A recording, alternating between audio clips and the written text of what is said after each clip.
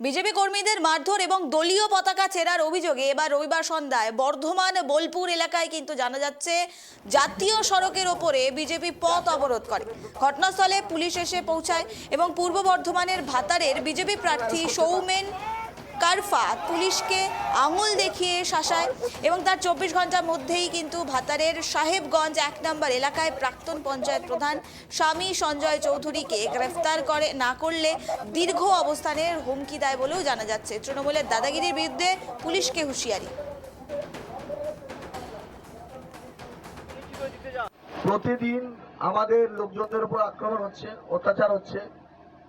আমাদের মন্ডল সভাপতি আক্রান্ত হয়েছে, আমাদের ঝাড়ুল একজন বুথের সভাপতি আক্রান্ত হয়েছে, আজকে বাসুরায় আমাদের ফ্ল্যাগ ফেস্টুন ছিঁড়ে দিতে আক্রমণ হয়েছে, আজকে সাহেবগঞ্জ একে স্বর্ণচারীরা আক্রমণ হয়েছে, কাশীপুরে আমাদের জহরদা আদিবাসী আমাদের কার্যকর্তা তাকে মেরেছে।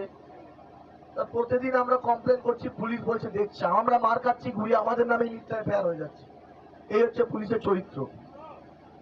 তো আমরা তার জন্য আজকে রাস্তায় বসতে বাধ্য হয়েছি।